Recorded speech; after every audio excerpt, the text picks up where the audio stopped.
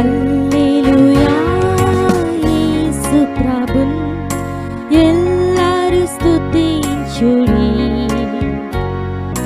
వల్లభుని చర్యలను తిలకించి స్తుతించుడి.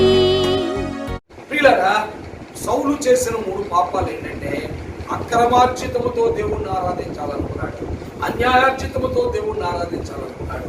రెండవది, దేవుని మాటకి ఏం చేయలేదు, లోబడలేదు, విధేయత చూపించలేదు, చూపించలేదు. మూడవది, అందరినీ సమూల నాశనం చేయమంటే రాజుగారిని ప్రాణంతో తీసుకొచ్చాడు, రాజుగారిని దగ్గర తీసుకొచ్చాము, ప్రాణంతో తీసుకొచ్చాము. ఈ 3 పాపాలు బట్టి దేవుడు అతన్ని రాజుగా ఉండకుండా తీసేసాడు. ఇక మీద నువ్వు రాజుగా ఉండడానికి లేదు అని తీసేసి ఎవరిని పెట్టాడు రాజుగా? దావీదును పెట్టాడు. అందుకే దేవుని వాక్యంలో రాయబడిన మాట ఇప్పుడు చదువుతాం. ఏమి రాయబడింది? చదవండి. 22వ వచనం, అపోస్తుల కార్యాలు 13వ అధ్యాయం 22వ వచనం. ఏమి రాయబడిందో చదవండి. అపోస్తుల కార్యములు 13:22. అపోస్తుల కార్యములు 13:22. చూసారా? తరువాత అతనిని తొలగించి ఎవరిని? సౌలును తొలగించాడమ్మా. నువ్వు కూడా పాపం చేస్తే, దేవుని మాట వినకపోతే, దేవుని మాటకు లోపడకపోతే దేవుడు నిన్ను కూడా తొలగిస్తాడు, నన్ను కూడా తొలగిస్తాడు, మనలో ఎవరినైనా తొలగిస్తాడు.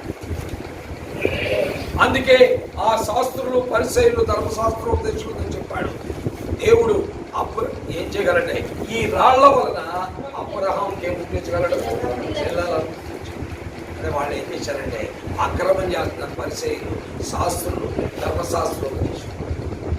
ఆ సుంకరులు పాపులతో ప్రభు అన్నాడు, ఏమన్నాడు? అయ్యా, ఈ రాళ్ల వల్ల దేవుడు అబ్రహాంకు పిల్లలనే, కాబట్టి మిమ్మల్ని తీసేసి పక్కన పడేసి ఎవరినైనా ఆయన చేయగలిగిన. కాబట్టి దేవునికి వ్యతిరేకంగా పాపం చేయకూడదు, దేవునికి వ్యతిరేకంగా కరువు చేయకూడదు. ఆయన మనల్ని తొలగించి ఎవరినైనా ఆయన ఏం చేయగలుగుతాను బిడ్డలుగా. కాబట్టి భయం కలిగి ఉండాలి. కాబట్టి తరువాత అతనిని తొలగించి చదవండి, దావీదును వారికి రాజుగా చేశాడు. కాబట్టి దావీదును వారికి ఏం చేశాండి? రాజుగా చేశాడు. ఇలా ఈ దావీదు ఎవరంటే జాగ్రత్తగా నన్ను ఇప్పుడు వచ్చేవారం ఈయన మీద క్వశ్చన్లు అడుగుతాను, వాళ్ళ సౌండ్ మీద కూడా అడుగుతాను, జాగ్రత్తగా. ఈ దావీదు ఎవరంటే యెష్షీ యొక్క కొడుకు. ఎవరి కొడుకు చెప్పండి? ఎవరి కొడుకు? యెష్షీ కొడుకు దావీదు. యెష్షీకి ఎంతమంది కొడుకులు? 8 మంది కొడుకులు. ఆఖరుడు ఎవరు? 7 కొడుకులు ఆయనకి. 7, ఒక చోట 7 రాయకూడదు, ఒక చోట 8 మంది. కంగారు పడగల, ఒకవేళ ప్రింటింగ్ మిస్టేక్ అయి ఉండదు. ఆయనకి 7 కొడుకులు. అందులో ఆఖరుడు ఎవరు? దావీదు. అర్థమైందా? ఈ ఆఖరి వాడైనటువంటి దావీదు యొక్క వృత్తి ఏంటంటే, పని ఏంటంటే గొర్రెలు కాచుకోవడం. ఏ పని అంటే? గొర్రెలు కాచుకోవడం. మిగతా పెద్దోళ్ళందరూ ఏం చేసేవాళ్ళు? సైన్యంలో చేరారు. వాళ్ళు తుపాకులు కాల్చడానికి, ఫిరంగులు వేయడానికి సైన్యంలో చేరారు. ఎవరు? ఆ దావీదు పైన ఉన్నటువంటి 7 పెద్దవాళ్ళైనటువంటి అన్నయ్యలు. వీళ్ళందరూ కూడా సైన్యంలో చేరారు. ఇతను మాత్రం గొర్రెలు కాచుకున్నారు. వీళ్ళరా, దావీదు చిన్నప్పటి నుండి గొర్రెలు కాచుకున్న వయసు నుండి కూడా దేవుని ఏం కలిగి ఉన్నాడు. బాబు వెన్నా గొర్రెలు ఎవడైతే బయలు తింటాను. కాబట్టి చిన్న వయసు నుండి దేవుని ఏం కలిగి ఉండాలి. నీకు ఉందా బాబు? టీఆర్పి దేవుని ఏం భయభక్తులు ఉందా? బైబిల్ చదువుకున్నావా? అర్థం చేస్తున్నావా? చెయ్యాలి. కాబట్టి ఎప్పటికంటే బైబిల్ చదువు, చిన్న బైబిల్. పిల్లలైనా పెద్దలైనా పిల్లల ప్రాముఖ్యంగా బాల్యము నుండే పిల్లలు దేవుని అందే కలిగి ఉండాలి, భయభక్తులు కలిగి ఉండాలి. ఈ రోజున పిల్లలు ఏ పని చేయటానికైనా సిద్ధపడతారు, కానీ దేవుని అందు భయభక్తులు కలిగి ఉండడానికి సిద్ధపడతారు. సెల్ ఫోన్ ఇచ్చామనుకోండి, అది ఎలాగ ఆపరేట్ చేయాలో చూస్తున్నాడు. ఆ సెల్ ఫోన్లో వివిధ ఆప్షన్స్లోకి వెళ్తున్నాడు. అది చేస్తున్నాడు, ఇది చేస్తున్నాడు. వీడియో చూడాలనుకుంటున్నాడు, అది చేయాలనుకున్నాడు. బైబిల్ చదవాలంటే బరువెక్కిపోతుంది, ప్రార్థన చేయాలంటే ఎక్కుపోతుంది, బరువెక్కిపోతుంది. దావీదుకి బైబిల్ చదవటం అంటే ఆనందం, ప్రార్థన చేయటం అంటే ఆనందం. ఈ పిల్లలకి బైబిల్ చదవటం, ప్రార్థన చేయటం, ఆనందంగా ఉండడం లేదో చూసుకో. లేకపోతే ప్రమాదంలో ఉన్నామని వారి పట్ల మరి ఎక్కువగా ప్రార్థన చేయాలి. అర్థమైంది కదండి ఏమ్మా? కాబట్టి తల్లిదండ్రులారా, మీ బిడ్డలకు బైబిల్ చదవటం అంటే బరువెక్కుతుందనుకో, ప్రార్థన చేయటం అంటే బరువెక్కుతుందనుకో, వెంటనే వారి పడితే మోకాళ్ళు ప్రార్థన చేయాలి. లేకపోతే వాళ్ళు ఎవరి చేతులకు వెళ్ళిపోతారు? ఆ సైతాను చేతులకు వెళ్ళిపోతారు. ఇంకా పెద్దోళ్ళు అయ్యారనుకోండి, బానిసలు అయిపోతారు సైతాన్ చేతుల్లో. ఇంకా పెద్దోడు అయ్యారనుకోండి, సైతాన్ ఏ తాగుపోతానోకో, చోదంలోకో, గొట్టాలోకో, అక్రమంలోకో తీర్చేస్తారు. ఇక జీవితం ముగిసిపోయినట్టే. అందుకనే బాల్యములోనే తల్లిదండ్రులైనటువంటి వారు బిడ్డల కొరకు ఏం చేయాలంటే ప్రార్థన చేయాలి. అర్థమైందా? కాబట్టి యెష్షయి కుమారుడు అయినటువంటి దావీదు బాల్యము నుండి దేవుని యందు ఏం కలిగి ఉన్నాయండి? భయభక్తులు కలిగి ఉన్నాడు. బాల్యము నుండి దేవుని యొక్క శక్తిని ఎరిగిన వాడు, బాల్యము నుండి దేవుని యందు విశ్వాసం కలిగిన వాడు, బాల్యము నుండి దేవుని యొక్క బలము, శక్తి, సామర్థ్యం కలిగేటువంటి వాడు. ఎవరతను? దావీదుకి మరొక కొన్ని మంచి లక్షణాలు ఉన్నాయి. ఏంటంటే దేవుడు ఇచ్చిన వరాలు ఏంటంటే దావీదుకి అతడు మంచి గాయకుడు. ఏంటంటే గాయకుడు అంటే ఏంటి? పాటలు పాడేవాడు. పాటలు పాడేవాడు. పిల్లలు బాల్యం నుండి మందిరంలో యవనస్తులైన వారు బాగా పాటలు పాడటం నేర్చుకున్నారు. మాకు ఒక మంచి డ్రెస్ వేసి మరి ఇక్కడ నిలబెట్టి పాటలు పాడి టీవీలో చూపిస్తే అప్పుడు పాడతామని ఒక చాలా మంది ఇప్పుడు పాటలు పాడటానికి సిద్ధపడతారు. ఎందుకంటే ఒక మంచి డ్రెస్ ఇచ్చి ఇక్కడ నిలబెట్టి పాటలు పాడతారు, అప్పుడు ఇందులో పాడతారు. అందుకని టీవీలో కనబడతారు లేదు. మళ్ళీ ఫోన్ చేస్తారు, మేనత్త ఫోన్ చేస్తారు, అత్తమ్మ నేను టీవీలో కనపడ్డానా లేదు. ఇలాంటి వాటి వరకు నువ్వు చేసావంటే దేవుడు ఇష్టపడ్డాడు. నీ హృదయపూర్వకంగా దేవుని కొరకు ఏం చేయాలి? పాటలు పాడతావు. అందులో ఏముంది? ఈరోజు కనపడతావు, రేపు కనపడతావు. ఎంతకాలం కనపడతావు? మా ఉంటే ఒక 60 సంవత్సరాలు కనపడతావు, 70 సంవత్సరాలు కనపడతావు. ఆ తర్వాత చనిపోతావు కదా. ఆ తర్వాత నువ్వు కనపడగలవు. అందులో తాత్కాలికమది. నీవు ఎవరి దృష్టిలో పడాలి? దేవుని దృష్టిలో పడాలి. ఎందుకంటే ఈ లోకాన్ని విడిచిపెట్టాక ఆయన దగ్గర ఉండాలి, ఆయనతో ఉండాలి, ఆయనతో యుగంగా ఉండాలి. ఇక్కడుండే జీవితం 60 సంవత్సరాలు, 70 సంవత్సరాలు, 80 సంవత్సరాలు. అక్కడుండే జీవితం శాశ్వతమైనది. కాబట్టి దావీదు దేవుడు ఇచ్చినటువంటి ఆ మంచి వరాన్ని ఎవరితో ఉపయోగించాడు? దేవుడు. అందుకని పిల్లలారా, చిన్న వయసులోనే పాటలు బాగా నేర్చుకున్నాను. మీరే మొట్టమొదటి పాటలు పాడుతుంది. మాస్టర్ గారు వచ్చి కూర్చుంటాడంటే పాడేది ఎవరు? మీరే. ఒక మాస్టర్ గారు ఈ మధ్య కలిసాడు నాతో. కలిసిన తర్వాత అయ్యా నువ్వు ఇంటికి వెళ్తావు వాక్యం చెప్పడానికి, ఆరాధన చేపించడానికి అక్కడికి వెళ్తాను. అతను అన్నాడు, నేను 12ంటికి వెళ్తాను. సరే నువ్వు 12ంటికి వెళ్తే అక్కడ జరిగేది బాగోలేదు. అలాంటి 11ంటికి వచ్చి పాటలు పాడతాం. 11ంటికి వచ్చి సంగతులు ఏం చెప్తారు? పాటలు పాడుతూ ఉంటారు. యవనస్తులు పాడతారు, పెద్దలు పాడతారు, పిల్లలు పాడతారు, అందరూ కలిసి ఏం చేస్తారు? పాటలు. ఈయన 12ంటికి వెళ్ళి వర్తమానం చెప్తాడు, ఆరాధన చేస్తాడు. ఆ తర్వాత మళ్ళీ ఏం చేస్తాడు? మళ్ళీ 2వ వర్తమానం చెప్తాడు. బాగా అంటే మాస్టర్ గారికి వీళ్ళందరూ ఎలా ఉన్నారన్నమాట? సహాయకులుగా ఉన్నారు. ఆయన అలుచుకోకుండా. అవునా కదా? ఆయన అలుచుకోకుండా. ఎందుకంటే 2 చోట్ల చెప్తున్నాడు వాక్యం. అక్కడ చెప్పి ఇక్కడికి వచ్చే లోపల ఏం చేస్తారు? ఇక్కడ పాటలు పాడతారు. కాబట్టి మీరు పిల్లలు చిన్న వయసులోనే పాటలు బాగా నేర్చుకోవాలి. ఏదో ఆదివారం ఇక్కడికి వచ్చిన వెంటనే 2 పాటలు పాడతాం, వెళ్ళిపోతాను. ఇంటికి వెళ్ళిన తర్వాత ఇంకా గోళీలు ఆడుకోవడం, బచ్చాలు ఆడుకోవడం, లేకపోతే ఆడపిల్లలు అయితే ఆడుకుని తినడం. ఇలా చేస్తే నీకు పాటలు రావు. నేర్చుకోవాలి. కూర్చొని ఈరోజు ఏం పాట పాడారు, ఆ పాట మళ్ళీ ఒకసారి పాడుకుంటే నీకు 2 సార్లు పాడుకుంటే పాట నీకు వచ్చారు. అలాగే తర్ఫీదు అవ్వాలి. దావీదు చిన్న వయసు నుండి ఆటలు పాడటంలో ఆసక్తి కలిగి అతడు గాయకుడు. ఏమైనాడండి? గాయకుడు. రెండవది సితారాను చమత్కారంగా ఏం చేస్తాడు అంటే ఆటలు పాడటమే కాదు, వాయిద్యాలు వాయించడం వచ్చింది. కొంతమంది పిల్లలకి వాయిద్యాలంటే చాలా ఇష్టంగా ఉండదు. వాళ్ళు చాలా ఇమీడియట్గా వాయిద్యం నేర్చుకుంటారు. ఈ రోజుల్లో పిల్లలకి అయి ఉండటం ఎంతసేపు సెల్ ఫోన్ అయింది. అసలు మంచి మొక్క కూడా చూడలేదు. ఇలాగ వెళ్ళిపోతామంటే ఆ సైడ్లో చూస్తుందో కారు చూస్తుందో పోతాం. 24 గంటలు దాని మీద ఉంటున్నాడు. అందుకే వాడికి ఏ వాయిద్యం రావట్లేదు, ఏ పాట రావట్లేదు. ఇలా దావీదుకి పాటలు పాడేటువంటి ఆసక్తి దేవుడు ఇచ్చాడు. అతను కూడా ఆసక్తిని పెంచుకున్నాడు. ఆసక్తిని ఏం చేశాడండి? పెంచుకున్నాడు. అలాగే వాయించే ఆసక్తి ఉంది. దేవుడి మీద ఆధారపడి ప్రభువా ఇంకా బాగా నేర్పించి నీ కొరకే వాయిస్తాను అన్నాడు. దేవుడు ఇంకా నేర్పించాడు. దేవుడిని వాయించాడు. కాబట్టి దావీదు చిన్ననాటి నుండి భయభక్తులు కలిగిన వాడు, పాటల ఎందు ఆసక్తి కలిగిన వాడు, వాక్యం ఎందు ఆసక్తి కలిగిన వాడు, వాయిద్యములు ఎందు ఏం కలిగి ఉన్నాడండి? ఆసక్తి కలిగి ఉన్నాడు. చిన్నపిల్లలు ఇక్కడ కూర్చున్నటువంటి స్త్రీలు పురుషులు అందరూ కూడా దేవుని ఎడల మరి అలాంటి ఆసక్తి కలిగి ఉన్నాడు. పాటలు పాడాలని ఆసక్తి, వాయిద్యాలు వాయించాలని ఆసక్తి, ఇలాంటి ఆసక్తి కలిగి ఉంటే దేవుడు ఇస్తాడండి. దేవుడు ఇస్తాడు. ఒక ఆయన సాక్ష్యం చెప్పాడు. ఏమని చెప్పాడు? అతని చదువుకున్న 3వ తరగతి, 4వ తరగతి 4వ తరగతి చదివాడు.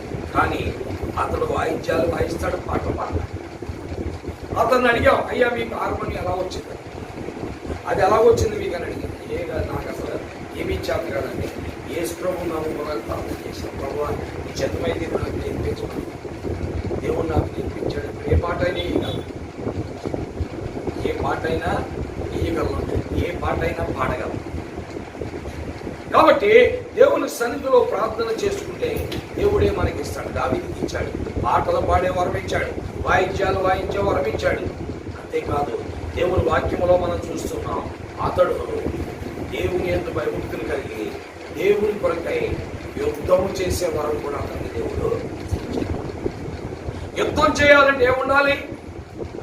ఏమా ఆయుధాలు ఉండాలి. ముఖ్యం ఆయుధం ఉంటే మాత్రం ఏ లాభం? ఇక్కడ ఒక కత్తి వండించాం అనుకోండి, ఎదురుకుండా ఒక శ్రమ వచ్చింది అనుకోండి, ఈ కత్తి ఇచ్చినాడు ఏం చేస్తాడు? వణుకుతాడు. అదే కదా, ఎందుకు వణుకుతాడు? ధైర్యం లేదు, విశ్వాసం లేదు. ఈ కత్తితో నేను అతన్ని జయించగలను, ఈ యొక్క ఆయుధముతో నేను అతని మీదకి వెళ్ళగలనని ధైర్యం లేదు, విశ్వాసం లేదు. కాబట్టి ఎన్ని ఆయుధాలు ఇస్తే మాత్రమే ఉండకూడదు. కాబట్టి దావీదుకు ఉన్నటువంటి ఏం తెలుసా? ధైర్యము, విశ్వాసం. ఎవరి మీద? కాబట్టి ఆయన చేతిలో ఏ ఆయుధము లేకపోయినా, ఏ ఆయుధం లేకపోయినా సింహాన్ని ఏం చేశాడు? చంపేశాడు. ఎలుగుబండి ఏం చేశాడు? చంపేసి. ఎలా జరిగింది? చేతిలో మరి కత్తి ఉందా, డాల్ ఉందా, గీటు ఉందా, లేదా బండి ఉందా? ఏమీ లేదు కదా. మరి ఎలా చెప్పాడు సింహాన్ని? ఎలా చెప్పాడు ఎలుగుబంటిని? ఆ బైబిల్లో రాయబడిందే, పై దవడ కింద దవడ పట్టుకుని ఎలుగుబంటి ఏం చేసి ఎలా జరిగింది? ఒక వ్యక్తి ఇలాంటి యుద్ధాలు చేయాలంటే ఆ వ్యక్తికి ధైర్యం ఉండాలి, దేవుని మీద విశ్వాసం ఉండాలి. దేవుడు బలాఢ్యుడు, ఎందుకు పనికిరాదనే నమ్మిక.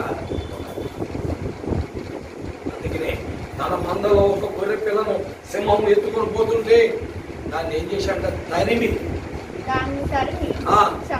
సింహాన్ని అవడం జరుగుతాడా?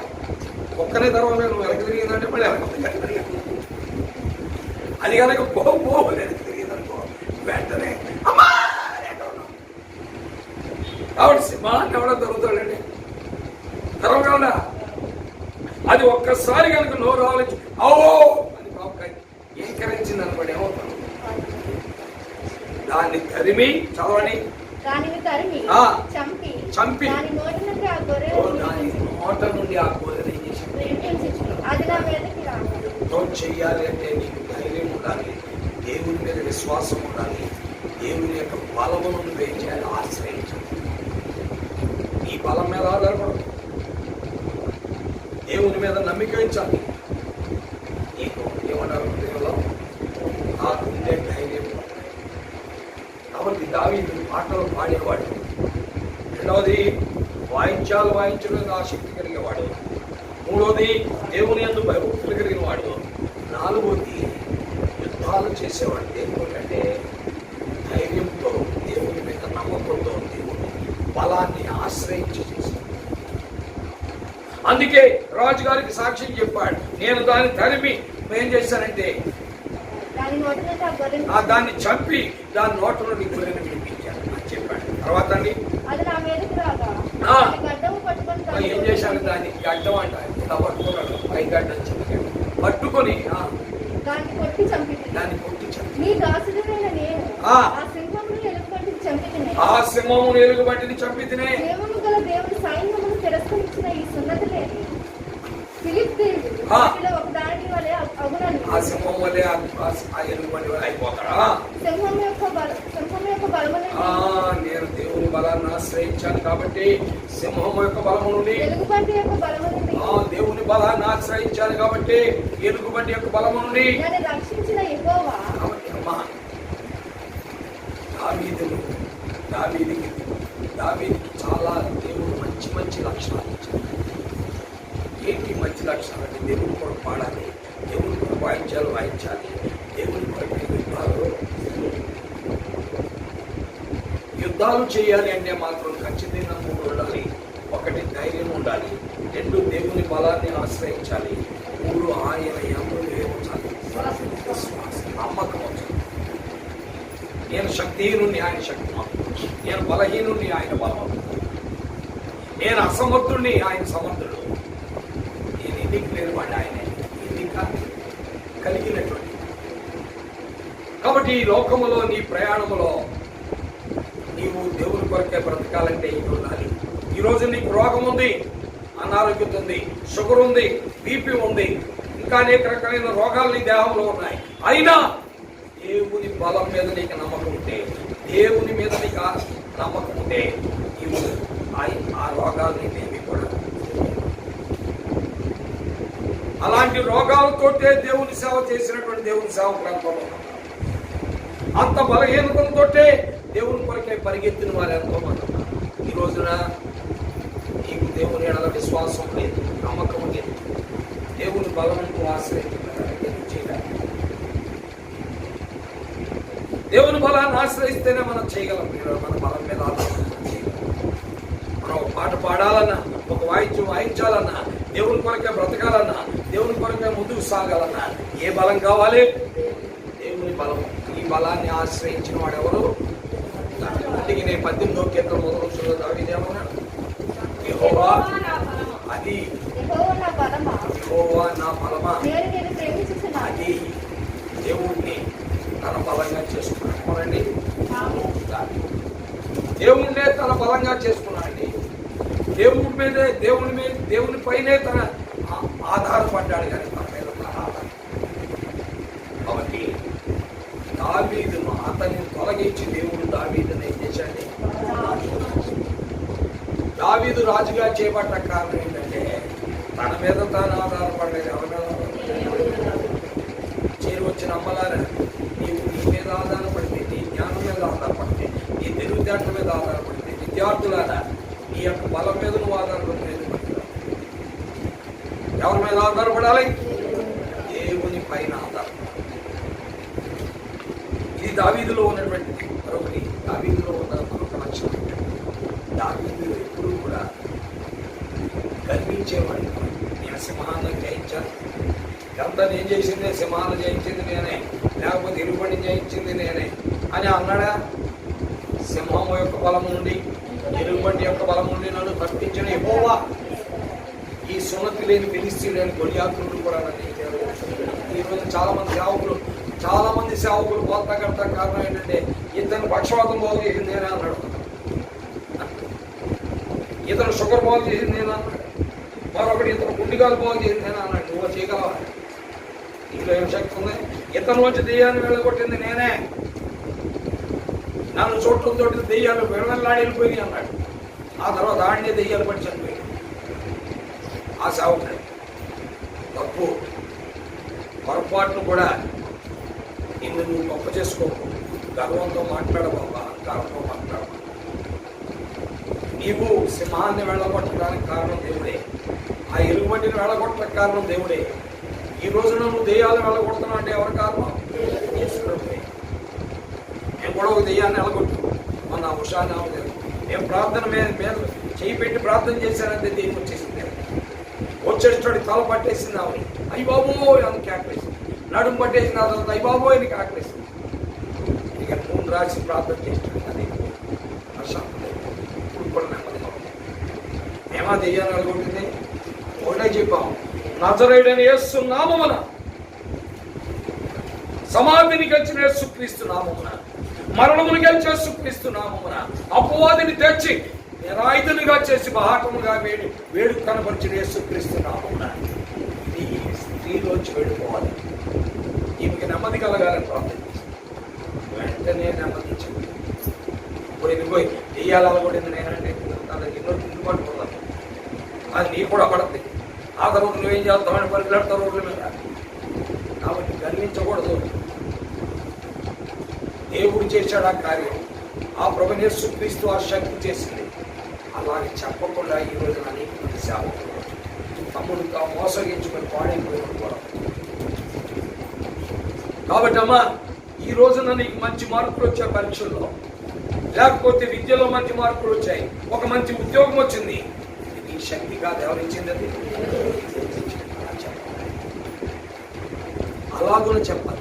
ఈ రోజున ఒక పెద్ద ఉద్యోగాన్ని చేసి రిటైర్ అయ్యావు, లేకపోతే ఒక పెద్ద ఉద్యోగాన్ని చేసి నువ్వు మంచి డబ్బు సంపాదిస్తున్నావు, నువ్వు చేసింది కాదు ఎవరిచ్చింది? అది. కాబట్టి ఈ స్వశక్తి మీద నువ్వు ఏం చేయకూడదు, ఆధారం ఈ స్వశక్తి మీద.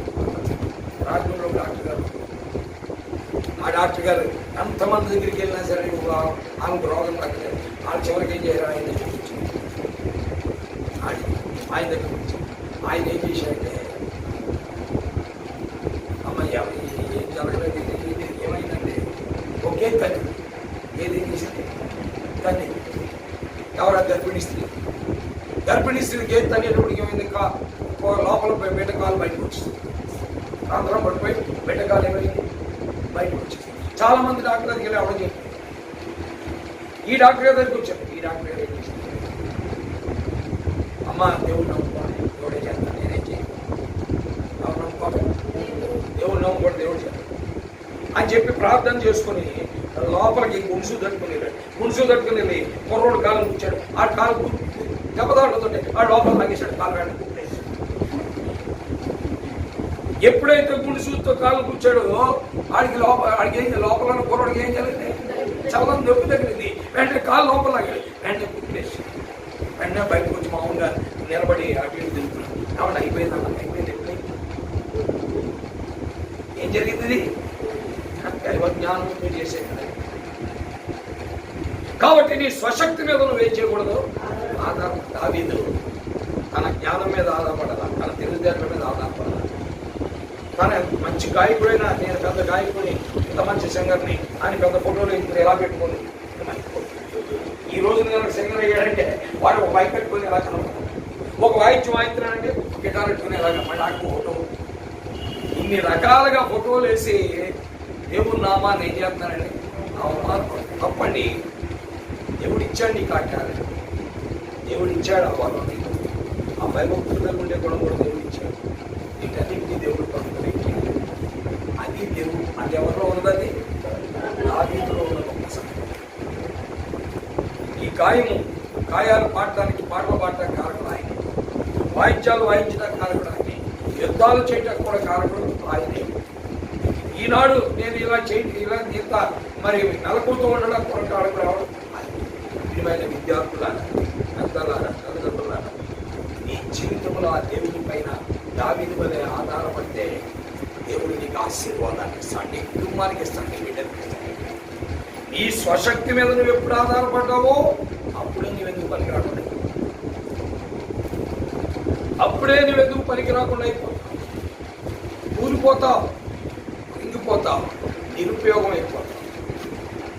అందుకనే దావీదు సౌలు ఆ యుద్ధంలో పడిపోయిన రోజున ఏమన్నాడు తెలుసా? ఓ బలాఢ్యులు కూలిపోయారు అన్నాడు. ఏమన్నాడు? బలాఢ్యులు ఎందుకు కూలిపోయారు? వారు దేవుని మీద ఆధారపడకుండా తమ స్వశక్తి మీద ఏం చేశారు? ఆధారపడ్డారు. నీ స్వశక్తి మీద నువ్వు ఆధారపడుతున్నా నువ్వు ఎప్పటికీ కూలిపడతావు. దేవుడు నీకు వాడుకుంటున్నావు, దేవుడు నిన్ను నిలబెడుతూనే ఉంటాడు, దేవుడు నిన్ను బలపరుస్తూనే ఉంటాడు, దేవుడు నిన్ను నడిపిస్తూనే ఉంటాడు, దేవుడు నిన్ను నిర్వహిస్తూనే. ఇది సౌలులో లేదు, ఎవరిలో ఉంది? కాబట్టి దావీదులో ఉన్న గొప్ప లక్షణాలు ఏంటంటే దేవునిపై ఆధారం, దేవుని మీద నమ్మకం వహించుట. కాబట్టి దేవుణ్ణే ఆశ్రయించుట. తనకు దేవుడిచ్చిన వరాలను ఎవరి కొరకు ఉపయోగించేవాడు? దేవుడి కొరకే. పాటలు పాడేది కానీ, వాయిద్యాలు వాయించేది కానీ, లేకపోతే ఇంకా ఏమైనా అవన్నీ దేవుడు కొరకు పెట్టాడు. అందుకని దావీదులో ఎప్పుడు స్వ అతిశయం లేదు, స్వ అతిశయం లేదు. దేవుడి ద్వారా ఇవన్నీ జరిగింది. కాబట్టి ఎప్పుడైతే మన జీవితంలో దేవుణ్ణి ఆదుకొని అలా ప్రయాణం చేస్తామో మనము నిలకడగా ఏం చేయగలం, నిలకడగా ఉంటుంది. తర్వాత దావీదులో ఉండేటువంటి ఇంకొక మంచి లక్షణం ఏంటంటే ఎవరు వచ్చినా వాళ్ళని ఆదరించేవాడు. అతని జీవితంలో అప్రోళ్ళు వచ్చారు. 400 మంది వచ్చారు. ఎంతమంది వచ్చారండి? దాదాపు 400 మంది అప్రోళ్ళు వచ్చారు. వాళ్ళందరినీ ఏమన్నా అంటే ఉండండి అయ్యా బాబు నాతో పాటు, నేను తినదే నీకు కూడా పెడతాను, నేను కట్టుకున్నదే నీకు కూడా ఇస్తాను, ఎక్కడికి వెళ్ళాలి. ఇది దావీదు యొక్క మంచి గుణలక్షణం. అందుకే దావీదు ఏం చేయబడ్డాడు? దీవించబడ్డాడు, ఆశీర్వదించబడ్డాడు. కాబట్టి దేవుడు అతన్ని రాజుగా, దేవుడు ఇచ్చిన రాజ్యాధికారాన్ని పోగొట్టుకున్నాడా? పోగొట్టుకోలే. ఎన్ని సంవత్సరాలు చేసిన రాజుగా? 40 ఏళ్ళు రాజుగా చేశాడు. 7 ఏళ్ళు హెబ్రోనులో, మరలా ఆ యొక్క దావీదు పురంలో దాదాపు 33 ఏళ్ళు, టోటల్గా 40 ఏళ్ళు ఏం చేశాడు దావీదు రాజుగా. అమ్మా, ఈ కుటుంబం నిలకడగా ఉండాలంటే, విద్యార్థి నువ్వు భవిష్యత్తు బాగుండాలి అంటే, యవనస్తుడా నువ్వు దేవుని యొక్క మహిమ కొరకు ఉండాలంటే, చేతి పని చేసుకునే మనం ఎప్పుడూ చేతి పని చేయాలి అంటే మన జీవితాల్లో దేవుని యందు మనం ఏమించాలి? నమ్మకం ఉంచాలి. ఆయన బలాన్ని ఆశ్రయించాలి. ఆయనను మనం హత్తుకోవాలి. తద్వారా మన జీవితాలు బాగుంటాయి. అందుకే దావీదుని ఈ రోజు వరకు మనం చెప్పుకోగలం. అందుకనే దేవుడు ఏమన్నాడు దావీదు గురించి? చదవండి, అపోస్తలుల కార్యాలు 13వ అధ్యాయం 22వ వచనం. ఒక మాట, తరువాత అతను తొలగించి దావీదును వారికి రాజుగా చేశాడు. సరే, దేవుడు దావీదు గురించి సాక్షి చెప్తున్నాడు. నేను యెష్షై కుమారుడైన దావీదును కనుగొని